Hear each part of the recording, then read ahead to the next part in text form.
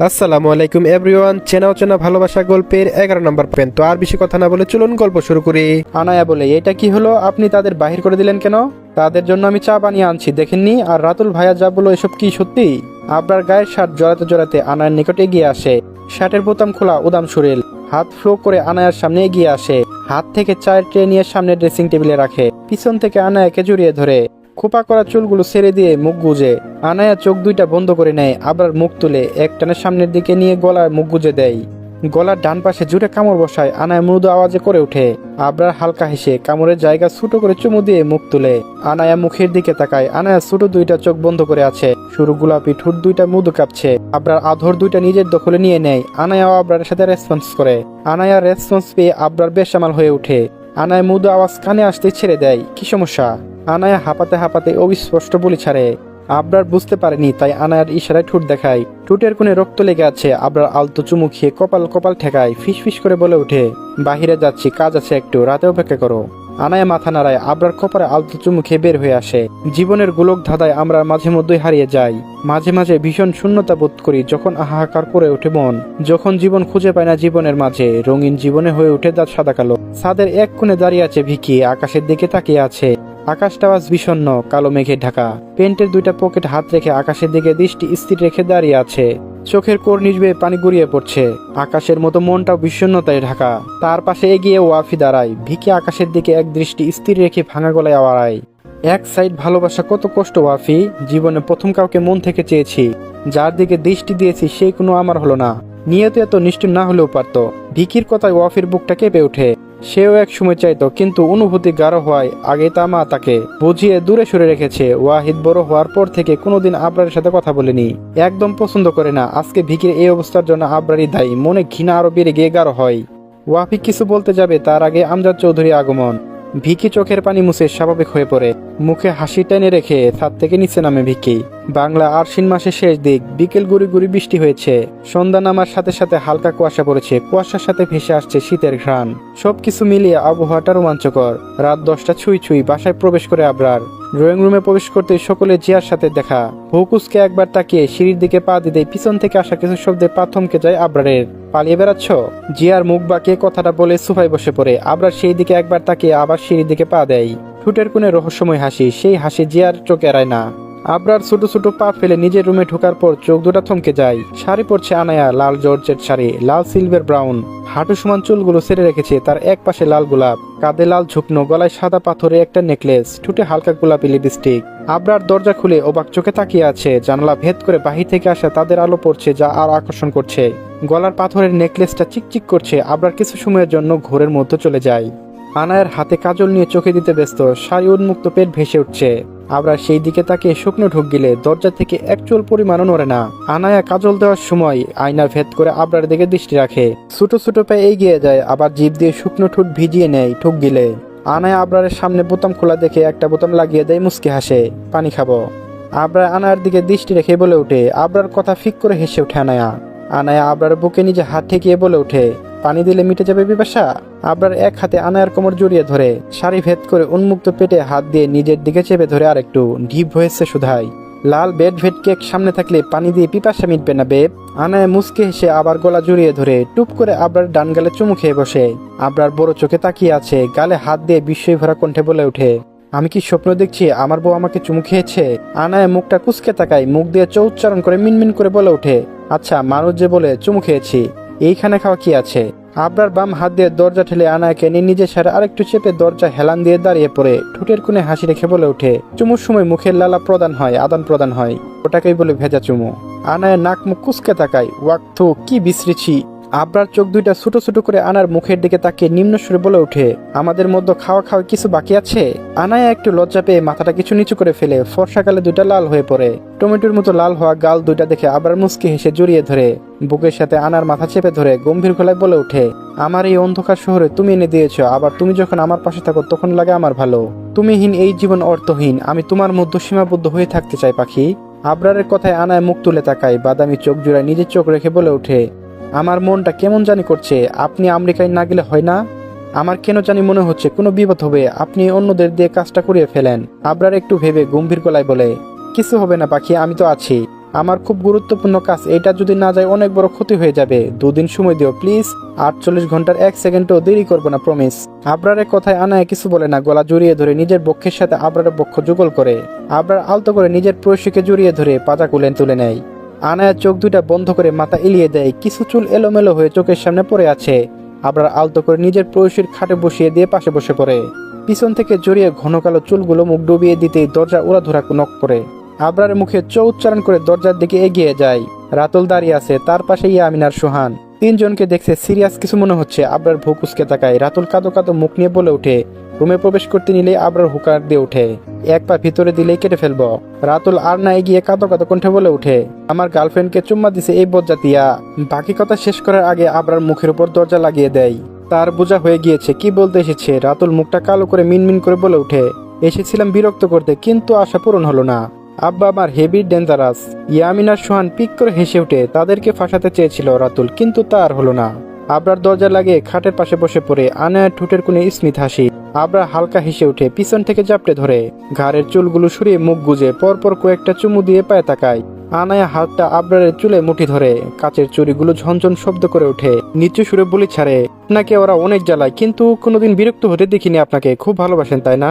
আবরার বড় ছোট করে উত্তর দিয়ে আবরার নিজের কাজে ব্যস্ত হয়ে পড়ে। আদা গোলাপি অধর দুইটা নিজের দখলে নিয়ে নেয়। সারা দেহে হাত বিচরণ করে। আবরারের প্রতিটি স্পর্শ কেঁপে ওঠে আনায়া। ভালো লাগা খারাপ লাগা দুইটা মিলিয়ে এক সুখের সাগরে চলে যায় দুজন। আনায়া মাথা তুলে আবরারের চোখে চোখ রাখে। বাদামি চোখ দুইটা লাল বর্ণ ধারণ করছে। আবরার চোখ মেরে আনায়ার উন্মুক্ত বক্ষে শুয়ে পড়ে। রাতুল, ইয়ামিন, সুহান তিনজন লুডো খেলতে ব্যস্ত ফোনে। রাত বাজে 12টা। তিনজন খুবই মনোযোগ সহকারে খেলছে। খেলার মধ্যে হঠাৎ ইয়ামিনের ফোন কল আসে। রাতুল ভুকুসকে তাকায়। 2400 নাম্বার ঝলঝল করে ভাসছে। রাতুলের বুঝতে বাকি নেই কে করেছে কল। ইয়ামিনা রাতুলের দিকে তাকিয়ে হাসির চেষ্টা করে বলে ওঠে, অফিসের নাম্বার। রাতুল ভুকুসকে তাকায়। ইয়ামিন মাইনকার চিপায় পড়ছে। এখন কল ধরলেও বিপদ, না ধরলেও বিপদ। কি করবে কিছুই বুঝে উঠতে পারছে না। তার ভাবনার মাঝে রাতুল বলে ওঠে, এখন ফোন আমার কাছে দে, না দিলে মারিয়া তোর আম্মা। রাতুলের কথায় সোহান হু হু করে হেসে ওঠে। ইয়ামিন মুখটা কালো করে ফোনখানা এগিয়ে দেয়, কল রিসিভ করে লাউড স্পিকার দেয়। সুহান ইয়ামিনের মুখ চেপে ধরে। রাতুল কিছু বলার আগেই মারিয়া ধমকে আসে, আপনি কি কানা? চোখে দেখেন না? রাতুল দাঁত কিলে বলে ওঠে, চোখ ঠিক আছে, কিন্তু অন্য কিছু ঠিক নাই। বুঝলে ডায়রিয়া, তোমার প্রাণপ্রিয় প্রেমিক আজকে আরেকজনের সাথে বেডে শোয়ার চেষ্টা করতে গিয়েছিল। জানি আমার কথা বিশ্বাস করবে না, প্রমাণ চাইলে দিই। বাকি কথা শেষ করে আগে কল কেটে দেয় মারিয়া। ইয়ামিন মুখটা অসহায় করে তাকিয়ে আছে। চোখ দুইটা ছলছল করছে, এখন টুপ করে পানি পড়ে যাবে এমন ভাবে। রাতুল ফোনটা দিয়ে বলে ওঠে, আমার প্রেম না হওয়া পর্যন্ত তুমি প্রেম করলে তোমার গার্লফ্রেন্ড তোর আম্মা। আবরার চলে গিয়েছে আজ 1 দিন হলো। সাথে ইয়ামিন, রাতুল আর সোহানও গিয়েছে। যাওয়ার পর থেকে আনায়া সহস্রবার কল দিয়েছে, টেক্সট দিয়েছে, কোনো রেসপন্স নেই। ফোন বন্ধ। মানুষটা যাওয়ার পর থেকে কোনো খোঁজখবর নেই, একদম নিরুদ্দেশ হয়ে গিয়েছে। আনায়া কাল রাতে হাজারখানা কল দিয়েছে, ক্লান্ত হয়ে শুয়ে পড়ে। 2 চোখের পাতা এক করতে পারেনি মানুষটার চিন্তায়। যখন সম্পর্ক কথা জানতো না, তখন না ছিল কোনো মায়া, না ছিল কোনো হারানোর ভয়। মানুষটার সাথে কি সম্পর্ক সেটা জানার পর থেকে হারানোর ভয়টা বেশি বাধা বেঁধেছে মনে। সে ছাড়া এই জগৎ ভরে কেউ নেই। আবরার ব্যতীত আনায়ার নিঃস্ব, কেউ নেই তার। তাকে হারানোর ভয়টা মনের মধ্যে বাসা বেঁধেছে। সেই চিন্তায় রাতে ঘুম কাটতে পারেনি। চোখ দুইটা ফুলে রয়েছে। আমরা যাকে গভীরভাবে ভালোবাসি তাদেরকে হারানোর ভয়টা ভয়াবহ হয়। সকাল সকাল আনায়া আর মোড়া ভেঙে শোয়া থেকে উঠে বিছানা থেকে হাতের ফোনটা নিয়ে আরেকটা দফা কল দেয়। ফোন বন্ধ। হোয়াটসঅ্যাপে 2 দিন আগে লাইনে ছিল। কয়েকবার কল দিয়ে ফোনখানা ছুঁড়ে মারে বিছানায়। ওয়াশরুম থেকে উজু করে নামাজ পড়তে বসে। নামাজ শেষ করে টেক্সট দেয়, কোনো রেসপন্স নেই। রাগে অভিমানে ক্ষণে ক্ষণে নাক ফুসছে। কয়েকবার বড় বড় শ্বাস ফেলে নিচের দিকে পা বাড়ায়। গুটি গুটি পায়ে রান্নাঘরের দিকে এগিয়ে যায়। আয়শা বেগম রুটি বানানোর কাজে ব্যস্ত। উল্টো দিকে ফিরে কাজ করছে। কারো পায়ের আওয়াজে পিছন ফিরে তাকায়। আনায়ার চোখ মুখ দেখে আটকে ওঠে। ফর্সা সরু নাকটা লাল হয়ে আছে। চোখ দুইটা ফুলে উঠেছে। চোখ দেখে বোঝা যাচ্ছে কাল সারা রাত ঘুমায়নি। গালে পানি রেখে শুয়ে আছে। আনায়া মাথা নিচু করে দাঁড়িয়ে আছে, হাত দুটি সামনের দিকে বেঁধে রেখেছে। আয়শা ক্রোধ পায়ে এগিয়ে আসে। চোখে মুখে আতঙ্ক ছড়িয়ে আছে। তিনি মায়া মিশ্রিত শুলে বলে ছাড়ে, কি হয়েছে মা, শরীর খারাপ লাগছে? আয়শার কথায় আনায়া হু হু করে কেঁদে ওঠে। আয়শা বেগম ভেবাচাকা খেয়ে যায়। এতটুকু বড় হয়েছে এই বাড়িতে কোনোদিন এইভাবে কাঁদতে দেখেনি তিনি। হঠাৎ করে এইভাবে কাদায় চরম বিষম্মিত হলো। তিনি এক হাতে জড়িয়ে ধরে বুকের সাথে মিশিয়ে নেয়। আদর মাখা সুরে শুধায়, মাকে বলবে না কি হয়েছে বলো, নয়তো তোমার বড় আব্বুকে ডেকে দিব, ওনার কাছে বলবে। আনায়া এবার জোরে জোরে কেঁদে উঠে, হেসকে উঠছে একটার পর একটা। কাঁদতে কাঁদতে বারবার মেরুদণ্ড সোজা হচ্ছে, আবার বেঁকে যাচ্ছে। আয়শার বুক থেকে মাথা তুলে অস্পষ্ট সুরে বলে ওঠে, তোমার ছেলে বাকি কথা বলতে পারেনি হেসকির জন্য আয়েশা বেগম দুইটা শব্দ শুনে কটমট করে বলি ছাড়ে, অমানুষ হয়েছে, জানোয়ার জন্ম দিয়েছে আমি, মানুষ বানাতে ব্যর্থ। 9টা বছর দূরে ছিল, দূরেই থাকতে। এই বিয়ের কথা তো আমরা কেউ উচ্চারণও করিনি, সবাই ভুলে গিয়েছিল।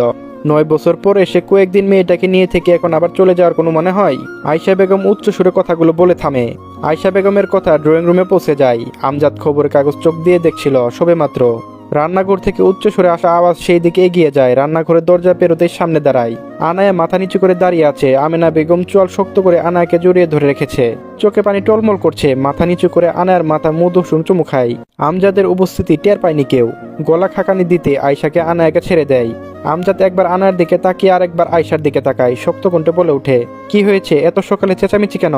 আর আমার মায়ের চোখে পানি কেন? কি হয়েছে আয়েশা? আনায়া এবার ফুপিয়ে ওঠে। আমজাদ এক হাতে জড়িয়ে ধরে মাথায় চুমু খায়।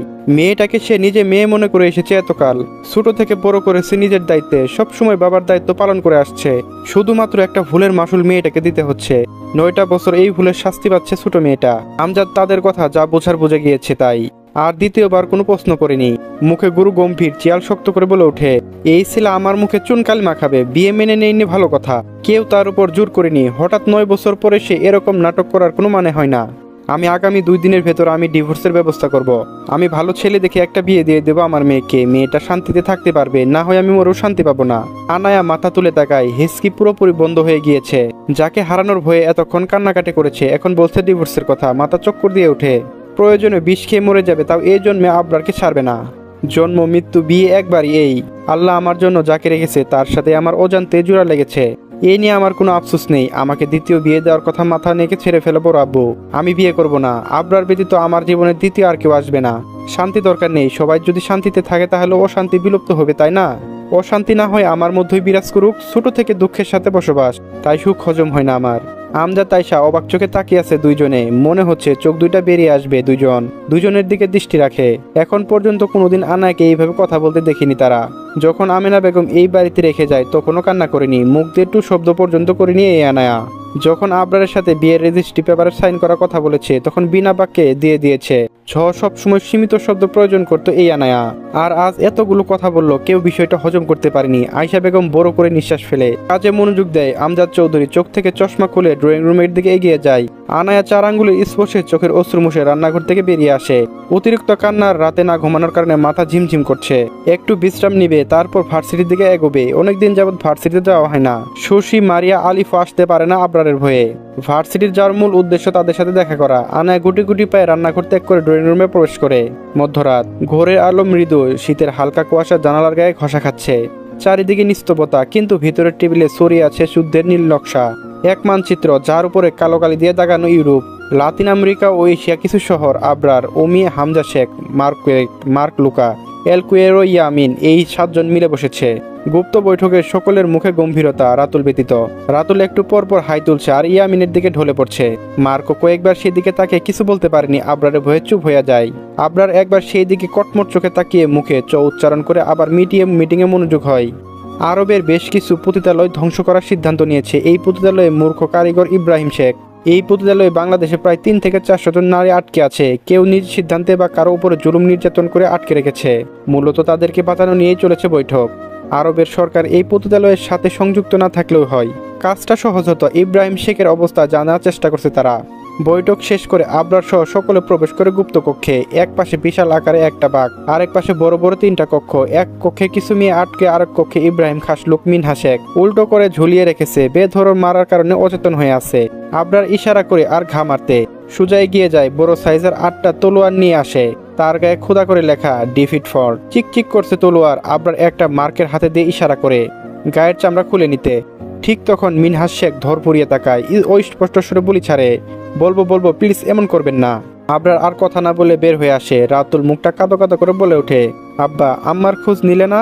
আমার তো ভাই বোন দেখতে হবে, নাকি দেখার সৌভাগ্য হবে না? আবরার তার কথায় পকেটে ফোন খুঁজে নাই, কই পড়েছে সে নিজেও জানে না। মুখটা গম্ভীর করে রাতুলের মাথায় গাট্টা মারে। শীত হাসে ঠোঁটে। সকাল 9টা, তড়িঘড়ি করে রুম থেকে বের হয়ে যায় আনায়া। 9টা 15 ক্লাস শুরু। সারা রাত ঘুমাতে না পেরে সকালে চোখ লেগে আসে। ঘুম ভাঙে 8টা 45-এ। মানুষটার জন্য চিন্তায় সারাটা রাত ঘুমাতে পারেনি। তার উপর সকালে আমজাদের এইসব কথা আরো বেশি কষ্ট পেয়েছে। চোখ থেকে আরো পানি ঝরিয়েছে। আবরার চলে যাওয়াতে যতটুকু না কষ্ট হচ্ছে তার থেকে বৃষ্টি কষ্ট হচ্ছে আমজাদের বিয়ের কথা শুনে। সকালের কথা মনে হতেই পানি ভরে ওঠে চোখে। মাথাটা নিচু করে নিচে নামতেই ভিকির সাথে দেখা, মুখে হাসি এগিয়ে আসে আনায়া। ভিকি হাতে ঘড়ি পড়তে পড়তে রুম থেকে বের হচ্ছে। সামনে দাঁড়িয়ে থাকা আনায়াকে দেখে এক পলক তাকিয়ে আছে, চোখের পলক ফেলতে ভুলে যায়। কিছুটা সময় মস্তিষ্কে অচল হয়ে আসে, মনে হানা দেয় নিষিদ্ধ অনুভূতি। নিষিদ্ধ অনুভূতি কথাটা মনে আসতে কিছুটা অবাক হওয়ার কথার সাথে তাচ্ছিল্য করে। আনায়া বিবাহিত, একটা বিবাহিত মেয়ের প্রতি অনুভূতি হানা দেয়, সেটা কখনো বৈধ নয়। মানুষ চাইলেও অনেক কিছু করতে পারে না, সমাজের নিয়মে সম্পর্কের বাঁধনে কঠিনভাবে আটকা পড়ে যায়। মানুষ বন্দী হয়ে বাঁচতে চায় না, পাখিদের মতো খোলা আকাশে উঠতে চায়, মুক্ত বিহ হয়ে উপভোগ করতে চায় জীবন আর জীবনের ছন্দ। কিছু মানুষ কি তা আদৌভাবে পারে না, তাকে বন্দী হতে হয় সমাজের শৃঙ্খলে। সম্পর্কের বাঁধনে মানুষ আটকা পড়ে যায়। সে দেখতে চায় নীল আকাশ, কিন্তু জীবন সমাজ তাকে উপহার দেয় বেদনা নীল। পাহাড় তার পছন্দ, কিন্তু যাপিত জীবন দুঃখে বেদনা হয়তো তার জীবনে হিমালয় হয়ে বর্তমান। ফর্সা গোলাকৃতি মুখশ্রী তাকিয়ে আছে, ভাবনা বিভোর। আচ্ছা, এই মানুষটি তার হলো কি খুব বেশি ক্ষতি হয়ে যেত? আবরার তো তাকে চায় না। আবরারের কাছে যদি তাকে ভিক্ষা চায় তাহলে কি নিশ্চয়ই সে ফিরিয়ে দিবে না? মানুষ কঠিন মনের হতে পারে? কখনোই পারে না। আনায়ার কথায় ধ্যান ভাঙে, টেনে হিসেবে দৃষ্টি সরিয়ে ফেলে ভিকি। ভাইয়া, আপনি ভার্সিটি যাচ্ছেন? সামনে ইয়ার ফাইনাল চলে আসছে, এর মধ্যে তুমি ক্লাস মিস করছো, এটা কি ঠিক হচ্ছে? 60% উপস্থিত না থাকলে পরীক্ষা দিতে পারবা না। ভিকির কথায় আনায়া মুখটা কালো করে ফেলে, মাথাটা নিচু করে মিনমিন করে বলে ওঠে, আসলে উনি ছিল তো তাই যাওয়া হয়নি, এখন থেকে আর মিস হবে না, প্রমিস। আর মিস হলে আপনি আছেন তো, আপনার বোন পরিচয় দিলে প্রিন্সিপাল স্যার পরীক্ষা দেওয়ার জন্য দিবে, হি হি হি। আনায়ার মুখে উনি কথাটা শুনে মুখটা চুপসে গেছে ভিকির। তার বুঝতে বাকি নেই উনি দ্বারা কাকে বুঝিয়েছে আনায়া। মুখে জোরপূর্বক হাসি টেনে ব্যঙ্গাত্মক সুরে বলি ছাড়ে, আহা, মানুষ সংযত সৎ ব্যবহার করে। গাড়িতে গিয়ে বসো, আমি আসছি। রাস্তা থেকে আমার 2টা বান্ধবী উঠবে, কোনো প্রবলেম হবে ভাইয়া? ভিকি বলে, না। 9টা 10 দুইজন বের হয়ে আসে চৌধুরী বাড়ি থেকে। গাড়ি জানালা খুলে বসে আছে আনায়া। সকালের মিষ্টি রোদ জানালার কাছে ফাঁক দিয়ে মুখে আশ্রে পড়ছে। সকালের সোনালি আলো গায়ে পড়তে গায়ের রংটা আরো ঝলমলে হয়ে উঠছে। সামনে বেরিয়ে আসা চুলগুলো বাতাসে দোলা খাচ্ছে। ভিকি কয়েকবার সামনের মিররের দিকে তাকিয়ে দেখে যত দূরে সরতে যাচ্ছে ততই মায়ের আষ্টে পিষ্টে জড়িয়ে যাচ্ছে। ভিকি মনে মনে সিদ্ধান্ত নিয়েছে, আবরার আসলে তাকে বলবে, দরকার পড়লে পায়ে পড়বে, তাও আনায়াকে সে নিজের করবেই। হাজারো ভাবনার বিচ্ছেদ ঘটে আনায়ার চেঁচামেচিতে। কোথায় হারিয়ে গিয়েছেন? কখন থেকে দেখে চলেছি, আমার বান্ধবী পার করে রেখে এসেছি, গাড়ি ঘোরান। ভিকি বলে, খেয়াল করিনি, এখন গাড়ি কি করে ঘোরাবো? ভার্সিটির কাছে চলে এসেছি, তুমি বরং তাদেরকে টেক্সট করে ভার্সিটিতে আসতে বলে দাও। আনায়া বলে, কার চিন্তায় এত বিভোর থাকেন বুঝি না আমি। আজকাল আপনি একটু অন্যমনস্ক হয়ে যাচ্ছেন ভাইয়া। আগের মতো নেই কেন? হাসি, চঞ্চলতা এগুলো বিলুপ্ত হয়ে যাচ্ছে আপনার মাঝে থেকে। এগুলো কি সের হওয়ার ইফেক্ট পড়েছে? আনায়া ফোনের স্ক্রিনে চোখ রেখে কথাগুলো বলে যাচ্ছে। ভিকির সামনে মিররে আনায়ার প্রতিচ্ছবি দেখছে আর মিটমিট করে হাসছে। মনোযোগ সহকারে তার অভিযোগগুলো শুনে চলেছে আর একটু পরপর মাথা দুলিয়ে উত্তর দিচ্ছে। অনেকদিন পর ভার্সিটিতে পা রেখেছে দুইজন, ভিকি আর আনায়া, দুইজন সমাল তালে অনুপস্থিত ছিলেন। তাদের দুইজনের একসাথে ভার্সিটিতে পা রাখা দেখে আশেপাশে ছেলে মেয়েদের ভিতরে আলোচনা সমালোচনা সৃষ্টি হয়। আনায়া গেট পেরিয়ে ক্লাসের দিকে পা রাখতে কানে আসে আশেপাশে মানুষের কিছু কথা। কিছু সময় স্থির দাঁড়িয়ে থেকে ক্লাসরুমে পা রাখতে এগিয়ে আসে তাদের ক্লাসমেট শিমুল। এতদিন আসিসনি কেন? অসুস্থ ছিলি? আনায় কিছু বলার আগে আলিফ, মারিয়া, রেশমি স্তনপায়ের রুমে প্রবেশ করে। নিজের কাজ কর, আনার কিছু হয়েছে সেটা আমরা দেখব। আর হ্যাঁ, আসতে আলগা পিরিত দেখাতে। মারিয়ার কথায় শিমুল কিছু না বলে চলে আসে। 4 জন একসাথে বসেছে। যদিও ছেলেদের আলাদা বসার নিয়ম, তারপরও তারা সবাই একসাথে বসেছে। তারা 6 জন একটা টিম। এক বেঞ্চে জায়গা না হলে একজন আরেকজনের কুলের উপর বসে ক্লাস করবে, পিছনে যাবে না। তাও ভাইয়া চলে গিয়েছে? মারিয়ার কথায় আনায়া মাথা উপর নিচ করে। ইয়ামিনোর সাথে গিয়েছে? আনায়া বলে, আলিফ বিরক্তিকর মুখ নিয়ে তাকিয়ে বলি ছাড়ে, চুপ স্যার আসছে। ভিকির আগমনে সবাই চুপ হয়ে দাঁড়িয়ে যায়। ইশারা বসতে বলে। সামনে থাকায় রেশমির বইটা হাতে নেয়। রেশমির মুখটা খুশিতে ঝলমল করে ওঠে। তার খুশি দেখে মনে হচ্ছে আকাশে চাঁদ পেয়ে গিয়েছে। ভিকি নিজের মতো করে লেকচার দিচ্ছে, ফাঁকে ফাঁকে আনার দিকে তাকাচ্ছে। সেও গম্ভীর মনোযোগ দিয়ে প্রতিটি কথা নোট করছে। তার পাশে বসা রেশমি হা করে তাকিয়ে আছে। তার জীবনে প্রথম কাজ বলে কথা। গালের এক পাশে হাত ঠেকিয়ে হাত করে দাঁড়িয়ে আছে। ভাই, ঠোঁট দুইটা এক কর, নয়তো মাছি ঢুকে যাবে। মারিয়ার কথায় নাক মুখ কুচকে ফেলে রেশমি। শিমুল ফিক করে হেসে দেয়। আনায় কথাটা বলে মুচকি হেসে রেশমির মাথায় টোকা দেয়। ছেড় তোর পছন্দ? রেশমি বলে, খুবই। আনায় মুচকি হেসে ক্লাসে মনোযোগ দিতে বলে। সকলে একসাথে সেরে ক্লাসে মনোযোগী হয়ে যায়।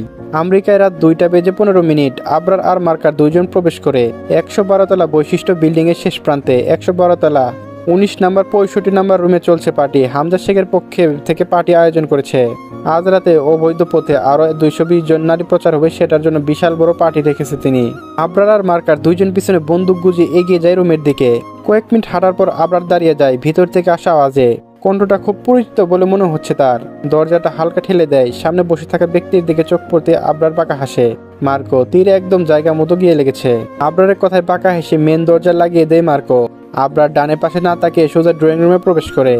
আলী আহমেদ হস কুচিয়ে ওঠে, আমজাদ শেখ চমকে উঠে দাঁড়ায়। কপালের পাশ দিয়ে চিকন গায়ের রেখা বেরিয়ে পড়ছে। হস্ত পায়ের সামনে রুমের দিকে এগিয়ে যায়। আলী আহমেদ ঠোঁট বাঁকিয়ে হেসে বলি ছাড়ে, তুমি এই পেশার সাথে যুক্ত, আগে বলবা না? দুইজন একসাথে চুক্তি করতাম, তোমার আমার দুজনের মধ্যে ভালো হতো। যে যেমন তার সামনে মানুষটাকে ঠিক তেমনই মনে করে। আমার পরিচয় জানলে প্যান নষ্ট করে দিবি হালার গলে হালা। তোর মতো সবাই নষ্ট হালা। বাকি কথা বলতে পারেনি, পাশ ফিরতে চোখ দুইটা ছানা ভরা। বাংলাদেশের হোম মিনিস্টার আজিজ শেখ, তিনি এই কাজের সাথে যুক্ত। তার মতো এত ভালো উদার দয়ালু এই পেশার সাথে যুক্ত, যে কিনা জনগণের বিপদে ঢাল হয়ে দাঁড়ায়। সজীব আজিজের শেখ এখানে। বিষয়টা আবারও হজম করতে কয়েক মিনিট লেগে যায়। তর্জনীয় দিয়ে কপালে স্লাইড করে এগিয়ে আসে। উকি দেয় সামনে রুমের দিকে। আস্তাগফিরুল্লাহ, আল্লাহ মাফ করুন। রুমে বস্তুহীন নারী দেখে আবরারের চল দ্বিগুণ শক্ত হয়ে আসে। দাঁতে দাঁত চেপে বলি ছাড়ে, নষ্টর করে নষ্ট তোর জন্য। তোর বাসায় না এই বয়সী মেয়ে আছে? নারী পাচার ব্যবসা করবি, ভালো করে কর। মুখে হোম মিনিস্টার তকমা লাগিয়ে এসব করে বেড়াস কেন? একদম চুপ। আমি কি করব না করব সেটা তুমি বলে দিবে? সিকিউরিটি